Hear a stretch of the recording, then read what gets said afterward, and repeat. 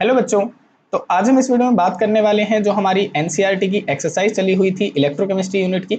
उसके जो हमारे 3 क्वेश्चन रहते हैं 2.16 से लेकर 2.18 तक, उसे हम डिस्कस करेंगे। तो चलिए शुरू करते हैं बिना किसी टाइम वेस्टिंग के। हमारा 2.16 क्वेश्चन क्या कहता है? इसमें कहता है कि 3 इलेक्ट्रोलिटिक सेल्स, आपके पास में 3 इलेक्ट्रोलिटिक सेल्स हैं ए, बी और सी, कंटेनिंग सॉल्यूशन, और उनके अंदर सॉल्यूशन फिल किया गया है जिंक सल्फेट का, सिल्वर नाइट्रेट का एंड कॉपर सल्फेट का, respectively are connected in series, और तीनों ही एक सीरीज के अंदर कनेक्ट कर दिए गए हैं। देखो जैसे मैं यहाँ पे बना के दिखाता हूँ आपको। यहाँ पे मान लेते हैं कि मेरे पास में ये इलेक्ट्रोलिटिक सेल ए है, इधर मैंने बना लिया इलेक्ट्रोलिटिक सेल बी, और तीसरा मैंने बना लिया इलेक्ट्रोलिटिक सेल सी। इसके अंदर जो इलेक्ट्रोलिटिक सॉल्यूशन फिल किया गया है वो किया गया है जिंक सल्फेट का, ठीक है, जिंक 2 पॉजिटिव और सल्फेट 2 नेगेटिव। इसके अंदर फिल किया गया है सिल्वर नाइट्रेट का, Ag पॉजिटिव और NO3 नेगेटिव का, और सी के अंदर फिल किया गया है कॉपर सल्फेट यानी कॉपर 2 पॉजिटिव और सल्फेट 2 नेगेटिव। इनको आपस में कनेक्ट कर दिया गया है एक सीरीज के अंदर इस तरीके से भी। ये मैंने ये कनेक्ट करवा दिया, positive negative positive negative positive negative, connect करवा दिया। Steady current 1.5 ampere was passed, और इसके अंदर से वो कह रहा है कि करंट आपने जो पास करवा रहे हैं वो 1.5 एम्पियर का करंट पास आउट करवा रहे हैं through them until 1.45 gram of silver deposited at the cathode. कहता है तब तक हमने जो मैंने 1.5 एम्पियर करंट पास करवाया, ये मैंने तब तक पास करवाया जब तक जो वेट ऑफ सिल्वर है वो डिपॉजिट नहीं हो गया। वेट ऑफ सिल्वर डिपॉजिट नहीं हो गया। कितना वेट डिपॉजिट नहीं हो गया? 1.45 ग्राम डिपॉजिट नहीं हो गया, तब तक मैं उसके अंदर से करंट पास आउट कराता रहा। इस वाले की बात कर रहा है, बी वाले की। Of the cell B how long did the current flow, फिर कहता है कि जो मैंने फिर ये करंट फ्लो करवाया वो कितने समय के लिए करवाया, यानी टाइम क्या रहा, कितने समय तक करवाया जब तक ये उसके ऊपर डिपॉजिट हो गया इतना 1.45 gram. What mass of copper and zinc were deposited, और फिर कहता है कि उतने समय में कितना वेट तो जिंक का डिपॉजिट हो गया है और कितना वेट कॉपर का डिपॉजिट हो गया है। ये चीजें हमसे पूछ रहा है, ठीक है। तो सबसे पहले हम क्या करते हैं, सबसे पहले हम टाइम निकालने की कोशिश करते हैं, और टाइम निकालने के लिए हम कौन सा लॉ अप्लाई करेंगे, तो यहाँ पे हम अप्लाई करेंगे फैराडे फर्स्ट लॉ। सबसे पहले हम ये वाला पॉइंट निकाल रहे हैं भी टाइम, ठीक है। तो हम यहाँ पे अप्लाई करते हैं Faraday first law of electrolysis. Faraday first law ये हमें क्या कहता था, ये हमें कहता था कि जितना वेट यानी उतना ही वेट डिपॉजिट होगा जितना ज्यादा उसके अंदर से चार्ज पास आउट होगा। ये हमसे कहता था कि अगर मान लिया मेरे पास में ये इलेक्ट्रोलिटिक सेल है, इसके अंदर उतना ही वेट डिपॉजिट होगा सिल्वर का जितना हम इसके अंदर से चार्ज पास आउट करेंगे। ये बात ये कहता था। W यहाँ पे वेट है, Q यहाँ पे चार्ज है। जैसे ही हम इस डायरेक्टली प्रोपोर्शनल को हटाते थे यहाँ पे Z लग जाता था और फिर चार्ज। Z होता था हमारा इलेक्ट्रोकेमिकल इक्विवेलेंट वेट, और इस Z का हमारे पास में फॉर्मूला क्या होता था, तो इसका फॉर्मूला होता था इक्विवेलेंट वेट डिवाइड में फैराडे। और हमें पता था इक्विवेलेंट वेट का क्या फॉर्मूला होता है, तो इसका फॉर्मूला होता था मोलर मास डिवाइड में n फैक्टर, और फिर ये फैराडे तो था ही तो मल्टीप्लाई में फैराडे कर दिया। तो ये हमारा Z का फार्मूला होता था, ठीक है। और फैराडे की वैल्यू हमें पता है 96,500 होती थी। तो मैं क्या करता हूं, यहाँ पे Z की जगह पे वैल्यू पुट कर देता हूं, और चार्ज का फार्मूला भी मुझे पता है, इसका फार्मूला होता है करंट इनटू में टाइम। तो वेट इज इक्वल टू ये क्या बन जाएगा, ये बन जाएगा हमारा मोलर मास डिवाइड में n फैक्टर मल्टीप्लाई में फैराडे की जगह पे मैं 96,500 पुट कर रहा हूं, ठीक है। तो मैंने यहाँ पे Z की वैल्यू पुट कर दी, मल्टीप्लाई में करंट और मल्टीप्लाई में टाइम। तो ये वाला फॉर्मूला मैं अप्लाई कर दूंगा और मेरी क्या वैल्यू आ जाएगी, मेरी टाइम की वैल्यू यहां से निकल आएगी। देखो वेट ऑफ सिल्वर डिपॉजिटेड उसने मुझे वैल्यू बता रखी है 1.45 ग्राम, तो W की जगह पे तो मैं क्या लिख दूंगा 1.45 ग्राम लिख दूंगा। मैं एक अलग स्लाइड ले लेता हूं, एक सेकेंड। देखो यहां पे मैंने W की जगह पे लिख दिया 1.45 ग्राम इज इक्वल टू, आगे क्या बताया गया है, आगे बताया गया है मोलर मास। अब मोलर मास आप किसका लिखेंगे, तो मोलर मास आप सिल्वर का ही लिखेंगे क्योंकि सिल्वर की बातें चल रही हैं। तो सिल्वर का मोलर मास होता है 108 भाई, ठीक है। तो मैं यहाँ पे मोलर मास की जगह पे लिखता हूँ 108 डिवाइड में क्या क्या रखा है, डिवाइड में क्या रहा है वो n फैक्टर, और n फैक्टर की वैल्यू देखो, n फैक्टर की वैल्यू उतनी ही होती है जितना चार्ज होता है। तो यहाँ पे सिल्वर के ऊपर कितना चार्ज है, +1 चार्ज है, तो n फैक्टर की वैल्यू हो जाएगी 1। ये हो गया मल्टीप्लाई में फैराडे की वैल्यू थी 96,500 मल्टीप्लाई में, देखो ये भी हो गया। करंट की वैल्यू कितनी क्या रखी है, तो करंट की वैल्यू है 1.5 एम्पियर, तो यहाँ पे पुट कर दीजिए 1.5 एम्पियर और मल्टीप्लाई में टाइम, तो टाइम हमें निकालना है। अब ये वैल्यूज हम उधर ले जाते हैं, हमारे पास में टाइम की वैल्यू आ जाएगी। देखो कितनी आई, 1.45 मल्टीप्लाई में 96,500, डिवाइड में आ जाएगा 108 और डिवाइड में ही आ जाएगा 1.5। जैसे ही हम इसको सॉल्व करेंगे हमारी टाइम की वैल्यू आ जाएगी। तो जब आप इसे सॉल्व करते हैं ना तो अप्रोक्सीमेट इसका आंसर आता है लगभग 864 सेकेंड, ये इसकी वैल्यू आती है। और जब मैं इसको मिनट में कन्वर्ट करूंगा ना तो ये लगभग बनेगा 14.4 मिनट के अकॉर्डिंग भाई, ठीक है। तो ये हमारे आंसर आ जाते हैं। तो ये उसने हमसे टाइम पूछा था, हमने टाइम निकाल दिया। अब वो पूछ रहा है हमसे कि कितना वेट जिंक का डिपॉजिट हुआ होगा और कितना वेट कॉपर का डिपॉजिट हुआ होगा। तो यहाँ पे अब हमारा लॉ अप्लाई करेगा, यहाँ पे Faraday second law of electrolysis. Faraday second law of electrolysis कहता है कि जब दो या दो से ज्यादा इलेक्ट्रोलिटिक सेल एक सीरीज में कनेक्ट कर दिए जाएं और उनके अंदर जो इलेक्ट्रोलिटिक सॉल्यूशन है वो डिफरेंट दिया जाए तो उतना ही वेट डिपॉजिट होता है जितना उसका इक्विवेलेंट वेट होता है। ये हमसे Faraday second law of electrolysis कहता है। तो मैं यहाँ पे एक नई स्लाइड ले लेता हूं। देखो मैं पहले समझा देता हूं Faraday second law of electrolysis है क्या। फैराडे सेकंड लॉ क्या कहता है, ये कहता है कि अगर दो या दो से ज्यादा इलेक्ट्रोलिटिक सेल, टू और मोर इलेक्ट्रोलिटिक सेल अगर एक सीरीज में कनेक्ट कर दिए गए हैं, एक सीरीज में कनेक्ट कर दिए गए हैं और उनके अंदर से करंट भी सेम पास आउट कराया जा रहा है तो उतना ही वेट डिपॉजिट होता है जितना उसका इक्विवेलेंट वेट होता है।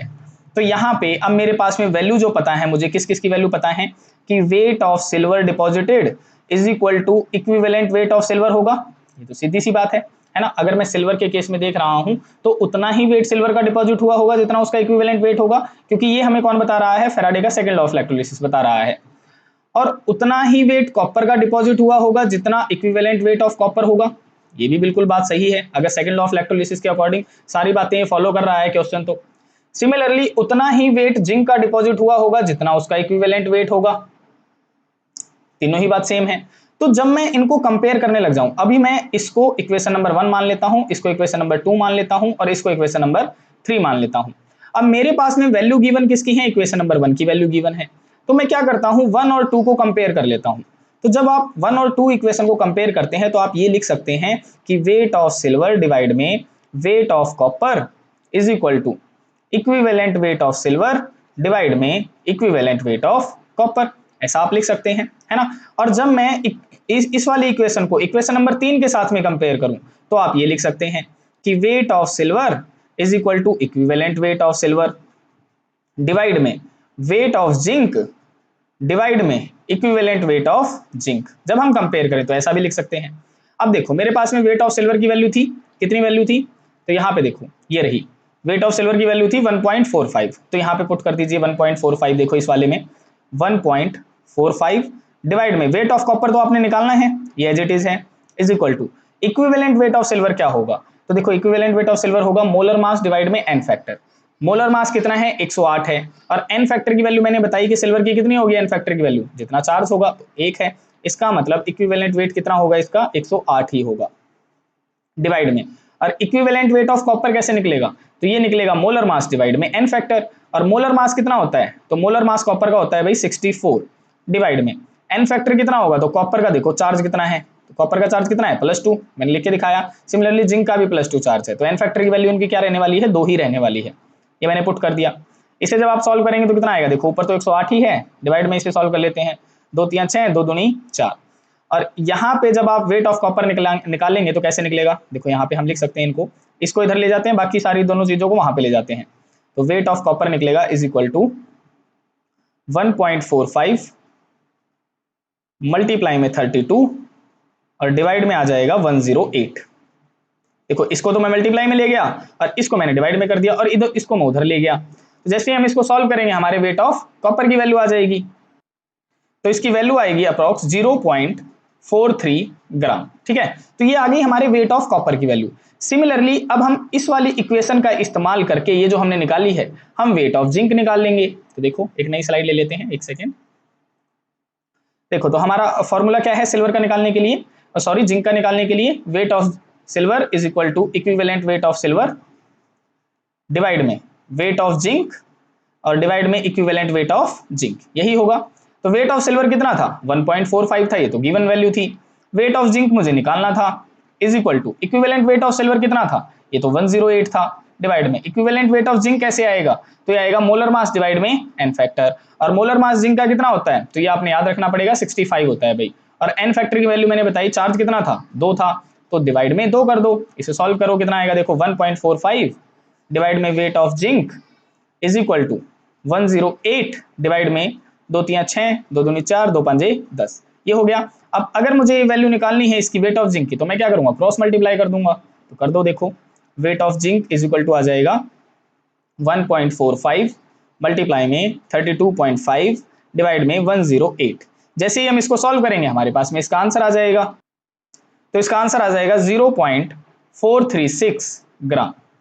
तो इस तरीके से आपने ये क्वेश्चन सॉल्व करना था। इस क्वेश्चन में दोनों लॉ अप्लाई करने थे, Faraday first law and Faraday second law, और ये law exam point of view से भी काफी ज्यादा इंपॉर्टेंट है। अब हम नेक्स्ट क्वेश्चन करते हैं। देखो नेक्स्ट क्वेश्चन है हमारे पास में, using the standard electrode potentials given in table 3.1। ये आपकी एनसीईआरटी बुक में टेबल 3.1 है, जहां पे स्टैंडर्ड रिडक्शन पोटेंशियल की वैल्यूज दी गई हैं, जो कि मैंने यहाँ पे इनको लिख लिया है, ठीक है। Predict if the reaction between each of the following is feasible. आपने क्या प्रिडिक्ट करना है, आपने ये संभावना बतानी है, क्या ये जो रिएक्शन में यहाँ पे रिएक्टेंट लिखे गए हैं, क्या इनकी रिएक्शन फिजिबल होगी या नहीं होगी। फिजिबल का मतलब है क्या रिएक्शन चलेगी या नहीं चलेगी, ठीक है। फिजिबल का मतलब चल जाएगी, नॉन फिजिबल का मतलब नहीं चलेगी। अब देखो इसको बताने के लिए एक सिंपल सी ट्रिक आपने फॉलो करनी है। ट्रिक क्या है, ट्रिक को समझ लो एक बार, फिर आप आसानी से इसको बता सकते हैं। ट्रिक में ये कहता है जो वैल्यू ज्यादा है, जो वैल्यू ज्यादा है, अब आपको ये तो पता है कि अगर स्टैंडर्ड रिडक्शन की पोटेंशियल की वैल्यू, जिसकी वैल्यू ज्यादा होती है, वो वैल्यू किसकी तरह बिहेव करती है, कैथोड की तरह बिहेव करती है ना। जो वैल्यू ज्यादा है इसका मतलब कैथोड की तरह बिहेव करेगी, और कैथोड की तरह बिहेव करेगी इसका मतलब क्या करना पसंद करेगी, रिडक्शन करना पसंद करेगी, है ना। एक तो ये ट्रिक आपने याद रखनी है। फिर आपने ध्यान रखना है कि जो वैल्यू ज्यादा है ना, यानी वो रिडक्शन करना पसंद कर रही है, अगर वही वैल्यू अगर वही रिएक्टेंट में मौजूद है, अगर वही रिएक्टेंट में मौजूद है तो रिएक्शन फिजिबल होगी, तो रिएक्शन फिजिबल होगी। बस ये बात आपने ध्यान रखनी है। अगर जो वैल्यू ज्यादा है ना और वही रिएक्टेंट में भी मौजूद आपको दिख जाए, यानी देखो यहाँ पे ये वाले रिएक्टेंट है और ये वाले क्या है, प्रोडक्ट है, तो अगर आपको रिएक्टेंट में दिख रही है तो रिएक्शन फिजिबल होगी, अदरवाइज रिएक्शन नॉन फिजिबल होगी। तो अब देखो, अब यहाँ पे वो क्या कह रहा है, आपको दिया गया है पहले पॉइंट में Fe+3 और एक दिया गया है I नेगेटिव, है ना। अब यहाँ पे देखो Fe+3 वाले की वैल्यू कितनी है, तो मैं यहाँ पे लिख लेता हूँ, देखो ये इधर लिख लेता हूँ, Fe+3 के लिए यहाँ पे वैल्यू दी गई है 0.77, ठीक है। और यहाँ पे I नेगेटिव के लिए वैल्यू क्या दी गई है, तो ये वैल्यू दी गई है यहाँ पे देखो, ये रही वैल्यू 0.54। अब देखो इन दोनों में से ज्यादा किसकी वैल्यू है, तो ज्यादा है Fe+3 की वैल्यू, है ना, यानी ये वैल्यू ज्यादा है। अब ये वैल्यू ज्यादा तो मुझे पता चल गई कि जो वैल्यू ज्यादा है, लेकिन अब ये रिएक्टेंट में देखो, क्या ये रिएक्टेंट में मौजूद है Fe+3, तो देखो यहाँ पे ये रिएक्टेंट में मौजूद है, और अगर ये रिएक्टेंट में मौजूद है तो ये वाली रिएक्शन क्या होगी, फिजिबल होगी। तो ये रिएक्शन क्या हो जाएगी आपकी, फिजिबल हो जाएगी। बस आपने ज्यादा वाली वैल्यू को देखना है, जो वैल्यू ज्यादा है और वही रिएक्टेंट में भी मौजूद है तो वो क्या होगी, फिजिबल होगी। दूसरा वाला देखो, यहाँ पे आपको दे दिया Ag पॉजिटिव और एक दे दिया कॉपर, तो Ag पॉजिटिव की वैल्यू देख लेते हैं क्या है।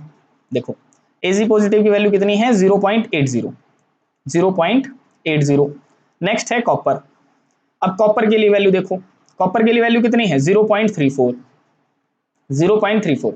अब देखो इनमें से ज्यादा वैल्यू किसकी है, ज्यादा वैल्यू है सिल्वर के लिए। किसके लिए है, सिल्वर के लिए। अब अगर ज्यादा वैल्यू रिएक्टेंट में भी मिल गई तो इसका मतलब वो फिजिबल होगी। तो अब यहाँ पे देखो Ag पॉजिटिव क्या रिएक्टेंट में है, देखो ये रहा रिएक्टेंट में, है ना, और अगर ये रिएक्टेंट में है तो ये वाली रिएक्शन भी क्या होगी, फिजिबल होगी, तो ये फिजिबल हो जाएगी।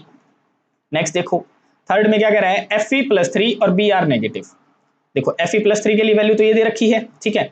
अब Br नेगेटिव के लिए देख लेते हैं कि Br नेगेटिव के लिए वैल्यू क्या है, तो Br नेगेटिव के लिए वैल्यू है 1.09, ये वैल्यू दे रखी है। अब यहाँ पे इन दोनों में से ज्यादा वैल्यू किसकी है, तो ज्यादा वैल्यू तो भाई Br नेगेटिव की है, क्योंकि ये तो कम है। तो Br नेगेटिव देखो, अब क्या ये रिएक्टेंट में मौजूद है, तो यहाँ पे देखो Br नेगेटिव तो प्रोडक्ट की साइड लिखा हुआ है, रिएक्टेंट की साइड तो है ही नहीं, रिएक्टेंट की साइड तो ब्रोमीन है। तो अगर ये प्रोडक्ट की साइड लिखा है तो इसका मतलब ये रिएक्शन फिजिबल नहीं होगी, तो यहाँ पे आप लिखेंगे not feasible. Not feasible. Next देखो, नेक्स्ट क्या है हमारे पास में, सिल्वर और Fe3 पॉजिटिव। तो सिल्वर के लिए वैल्यू क्या है देखो, तो सिल्वर के लिए यहाँ पे वैल्यू लिख लेते हैं। देखो सिल्वर के लिए वैल्यू क्या थी, 0.80, 0.80। और नेक्स्ट किसके लिए है, Fe3 पॉजिटिव के लिए है, Fe3 पॉजिटिव। इसके लिए वैल्यू कितनी है, इसके लिए वैल्यू है 0.77। तो अब इन दोनों में से ज्यादा वैल्यू किसकी है, ज्यादा वैल्यू है सिल्वर की। अब देखो क्या सिल्वर रिएक्टेंट में मौजूद है, देखो 0.80 कहाँ है, ये रहा 0.80, ये ज्यादा वैल्यू है। क्या सिल्वर रिएक्टेंट में मौजूद है, तो रिएक्टेंट में तो Ag पॉजिटिव मौजूद है, ये तो प्रोडक्ट में मौजूद है सिल्वर, तो है ना। तो ये अगर प्रोडक्ट में मौजूद है, इसका मतलब ये रिएक्शन भी कैसी होगी, नॉट फिजिबल होगी। तो यहाँ पे आप लिख देंगे नॉट फिजिबल, नॉट फिजिबल। अब लास्ट वाले की देख लेते हैं। तो ब्रोमीन की कितनी है, देखो ब्रोमीन की है 1.09, यहाँ पे लिख लेते हैं ब्रोमीन की है 1.09। और नेक्स्ट वाली किसकी है, Fe2 पॉजिटिव की, Fe2 पॉजिटिव के लिए कितनी है 0.77, 0.77। तो ज्यादा किसकी है, ज्यादा तो ब्रोमीन के लिए है। अब देखो ज्यादा अगर ब्रोमीन के लिए है तो क्या Br2 रिएक्टेंट में मौजूद है, तो देखो ये तो रिएक्टेंट में मौजूद है, इसका मतलब ये रिएक्शन क्या हो जाएगी, फिजिबल हो जाएगी। तो ये हो गई फिजिबल। तो इस तरीके से आपने क्या बताना था, यही बताना था कि कौन सी रिएक्शन फिजिबल होगी और कौन सी नहीं होगी। तो ये जो ट्रिक मैंने बताई है काफी ज्यादा इंपॉर्टेंट है, इसको आप याद कर लीजिए, अपनी कॉपी के अंदर लिख लीजिए। अब हम नेक्स्ट क्वेश्चन करते हैं। देखो नेक्स्ट क्वेश्चन है हमारा 2.18। इसके अंदर क्या कहता है, predict the product of electrolysis in each of the following. आपने क्या बताना है, आपने केवल ये बताना है, यहाँ पे कुछ एक आपको एग्जांपल्स दिए गए हैं और उसके अंदर आपने बताना है कि इलेक्ट्रोलिसिस के दौरान प्रोडक्ट क्या बनता है, क्या एनोड के ऊपर बनता है और क्या कैथोड के ऊपर बनता है। तो इस क्वेश्चन को कराने से पहले आपको इलेक्ट्रोलिसिस का कंसेप्ट पता होना चाहिए। तो मैं एक बार छोटा सा ओवरव्यू बता देता हूं, उसके अंदर मैं आपको छोटी सी ट्रिक बताऊंगा जिससे आप इलेक्ट्रोलिसिस का क्वेश्चन कर सकते हैं आसानी से।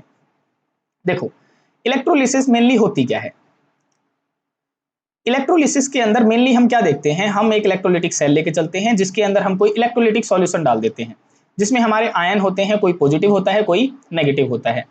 फिर हम क्या करते हैं, उसके अंदर से करंट पास आउट करते हैं इस तरीके से। जब हम करंट पास आउट करते हैं तो होता क्या है, अपोजिट चार्ज के जो आयंस होते हैं वो इलेक्ट्रोड के ऊपर जाकर चिपकना शुरू कर देते हैं। और यहाँ पे एक किसकी तरह बिहेव करता है, एक जो इलेक्ट्रोड होती है वो तो किसकी तरह बिहेव करेगी, एनोड की तरह। यानी एक बिहेव करती है एनोड की तरह और दूसरी किसकी तरह बिहेव करती है, दूसरी बिहेव करती है कैथोड की तरह, है ना। दूसरी बिहेव किसकी तरह करती है, कैथोड की तरह बिहेव करती है। यहाँ पे एनोड के ऊपर जो चार्ज होता है वो होता है पॉजिटिव और कैथोड के ऊपर चार्ज होता है वो होता है नेगेटिव। फिलहाल मैं क्या करता हूं, सिंपल आपको एग्जांपल बता के दिखा रहा हूं। तो ये आयन क्या होंगे, अपोजिट चार्ज की तरफ मूवमेंट करेंगे। अब जैसे ही ये मूवमेंट करते हैं तो एनोड के ऊपर कुछ ना कुछ प्रोडक्ट बनता है, कुछ ना कुछ क्या बनता है, प्रोडक्ट। सिमिलरली कैथोड के ऊपर भी कुछ ना कुछ प्रोडक्ट बनता है। तो ये इन्हीं प्रोडक्ट के बारे में जानना चाहता है कि जब मैं उसके अंदर से करंट पास आउट करूंगा तो एनोड पे क्या बनेगा और कैथोड पे क्या बनेगा।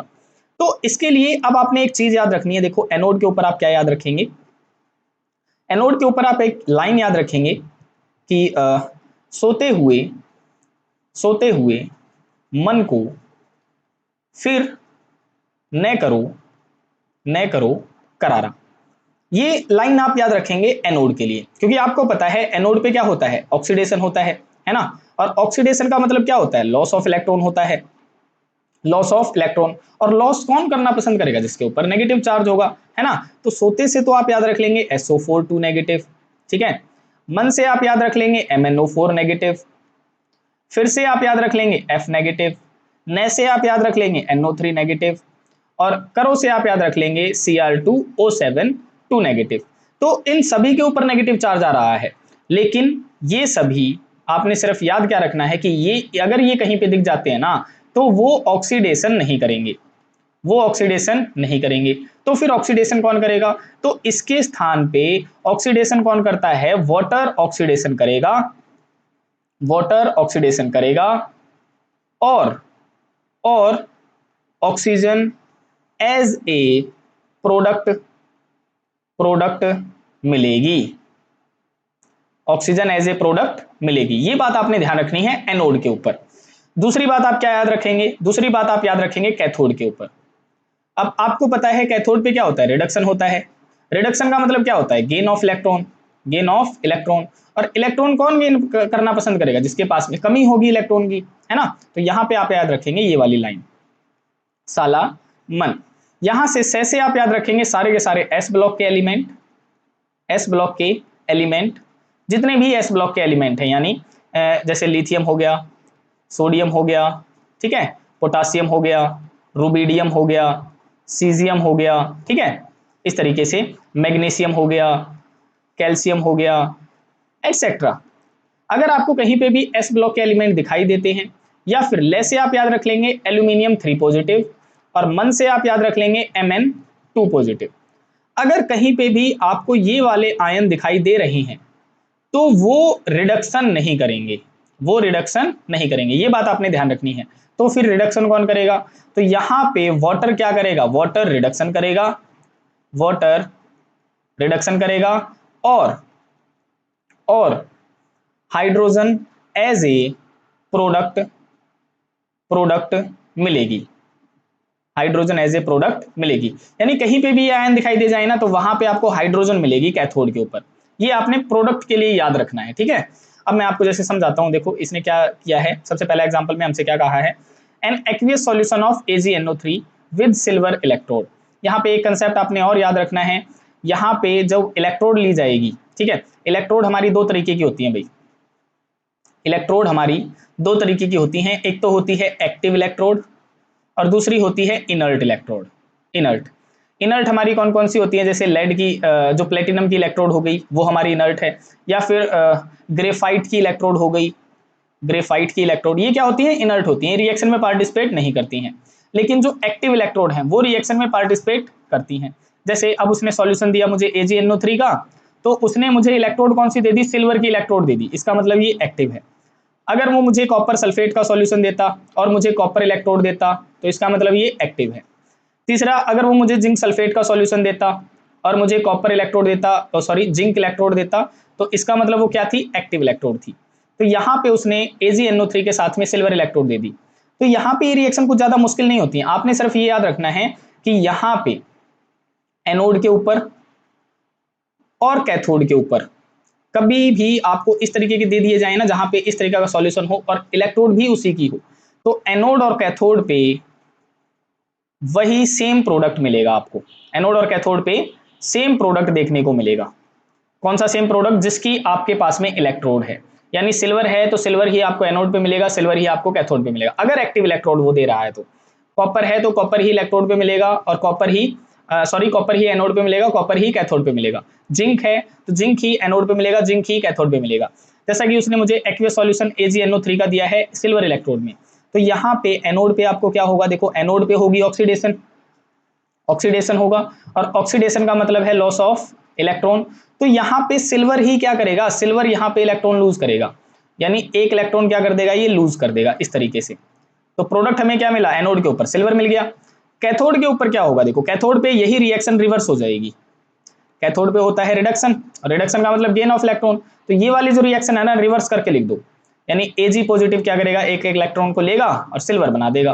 तो देखो एनोड के ऊपर भी सिल्वर मिला और कैथोड के ऊपर भी क्या मिला? सिल्वर मिलेगा, ठीक है। तो दोनों ही आपको सेम चीजें दिखाई देंगी। तो यहाँ पे आप सिंपल सी ट्रिक याद रख लेंगे, जब भी आपको एक्टिव इलेक्ट्रोड दे दी गई है तो यहाँ पे पता चला आपको, क्या पता चला? एनोड पे क्या मिला? एनोड पे आपको सिल्वर मिला, और कैथोड पे आपको क्या मिला? कैथोड पे भी आपको सिल्वर मिला, ठीक है। अब देखते हैं दूसरा वाला। दूसरे में कहता है an aqueous solution of silver nitrate with platinum electrode. अब की बार कौन सी इलेक्ट्रोड दे दी? इनर्ट वाली दे दी, प्लेटिनम इलेक्ट्रोड दे दी, ठीक है। तो इसमें देखते हैं किस तरीके से करेंगे, एक सेकेंड।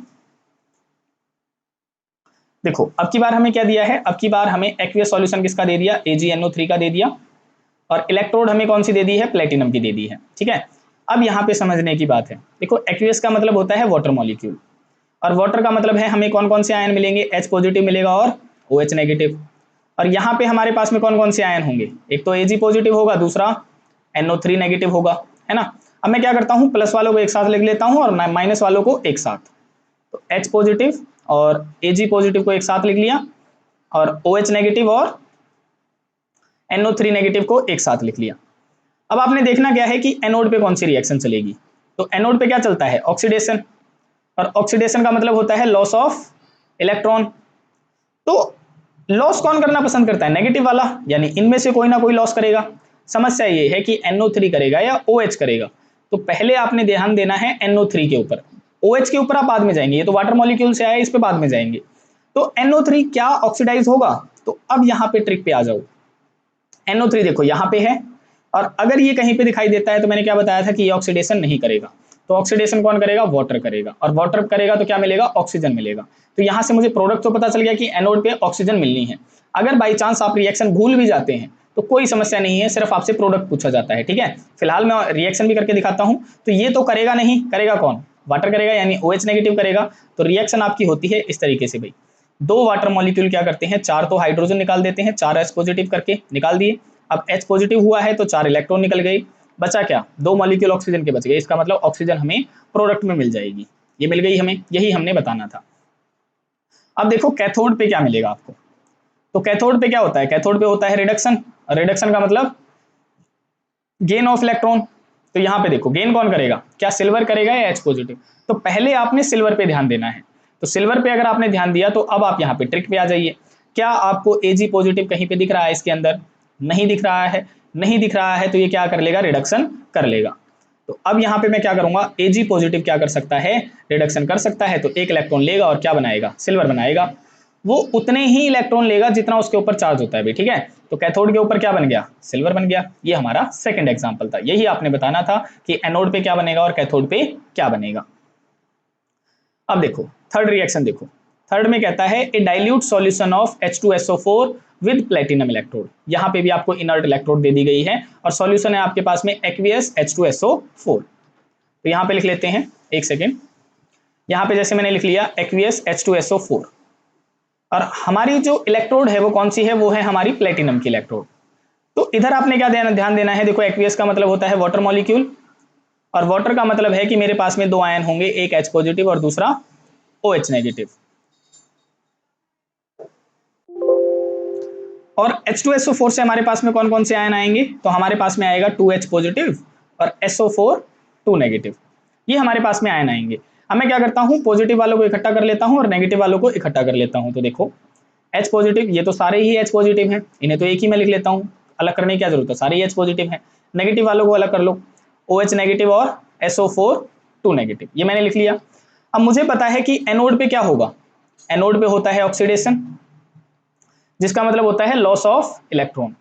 और लॉस कौन करना पसंद करेगा? नेगेटिव वाला करना पसंद करेगा।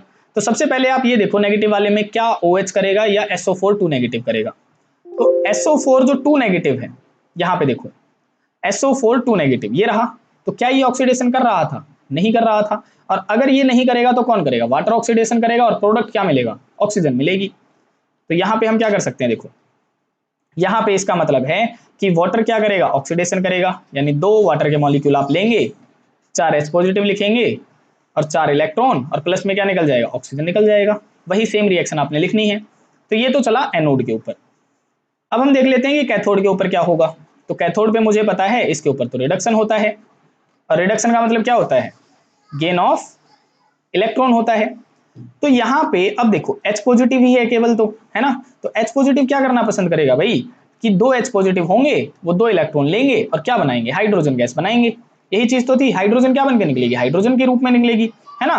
तो कैथोड पे क्या मिला? हाइड्रोजन गैस मिली, और एनोड पे क्या मिला? ऑक्सीजन मिला। तो ये था हमारा थर्ड पार्ट। अब हम देखते हैं फोर्थ पार्ट में क्या कहता है। देखो फोर्थ पार्ट में हमसे कह रहा है एक्वियस सॉल्यूशन आपको दिया गया है कॉपर क्लोराइड का विद प्लेटिनम इलेक्ट्रोड, ठीक है। तो अब देख लेते हैं, एक सेकेंड। देखो अब की बार हमें दे दिया गया है एक्वियस सॉल्यूशन किसका? कॉपर क्लोराइड का, और इलेक्ट्रोड है हमारे पास में प्लेटिनम। यहां पे देखो अब एक्वियस से हमारे पास क्या मतलब है? वाटर है, और यहां से हमारे पास में कौन से आयन आएंगे? H पॉजिटिव और OH नेगेटिव। और CuCl2 से हमारे पास में क्या आएगा? कॉपर 2 पॉजिटिव आएगा और 2 Cl नेगेटिव आयन आएंगे, है ना। अब मैं क्या करता हूं, इनको इकट्ठा करके लिख लेता हूं। देखो H पॉजिटिव को इकट्ठा कर लिया और कॉपर 2 पॉजिटिव को इकट्ठा कर लिया, और OH नेगेटिव को इकट्ठा कर लिया और 2 Cl नेगेटिव को इकट्ठा कर लिया। अब मुझे पता है कि एनोड के ऊपर क्या होगा? एनोड के ऊपर होता है ऑक्सीडेशन, और ऑक्सीडेशन का मतलब लॉस ऑफ इलेक्ट्रॉन। तो लॉस कौन करना पसंद करता है भाई? जिसके पास में नेगेटिव चार्ज होता है। तो दोनों के पास में नेगेटिव चार्ज है। अब देखो क्या सबसे पहले Cl नेगेटिव पे ध्यान दोगे, इस पे बाद में ध्यान दोगे। तो क्या Cl नेगेटिव ऑक्सीडेशन करना पसंद कर सकता है? तो यहाँ पे देखो सबसे पहले आपकी ट्रिक में क्या Cl नेगेटिव कहीं दिख रहा था? नहीं दिख रहा था। इसका मतलब ये ऑक्सीडेशन कर देगा। तो अगर ये ऑक्सीडेशन करेगा तो क्या करेगा? इलेक्ट्रॉन को लूज करेगा। इसका मतलब 2 Cl नेगेटिव क्लोरीन गैस बना लेंगे और 2 इलेक्ट्रॉन को रिलीज कर देंगे। तो प्रोडक्ट क्या मिला एनोड के ऊपर? क्लोरीन गैस मिल गई, है ना। अब हम देखते हैं कैथोड के ऊपर क्या मिलेगा। तो कैथोड पे क्या होता है? कैथोड पे होता है रिडक्शन, जिसका मतलब क्या होता है? Gain of electron.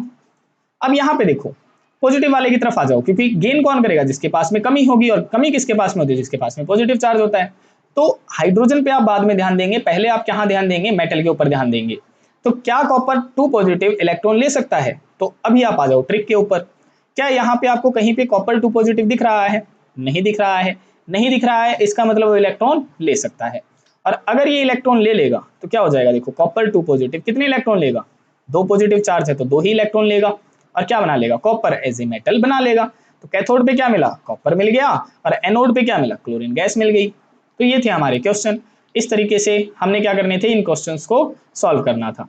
तो ये हमारा लास्ट क्वेश्चन था 2.18। यहाँ पे हमारी एक्सरसाइज कंप्लीट हो जाती है। तो अगर आपको एक्सरसाइज समझ में आई है, बिल्कुल अच्छे से क्लियर हो गई है, तो प्लीज़ हमारा चैनल सब्सक्राइब कर लीजिए। और अगली बार हम जो वीडियो लेक्चर लेके आएंगे वो हमारी काइनेटिक्स की यूनिट हम स्टार्ट करने वाले हैं। तो बने रहिए हमारे चैनल के साथ में। मिलते हैं किसी और वीडियो में, तब तक के लिए बाय बाय।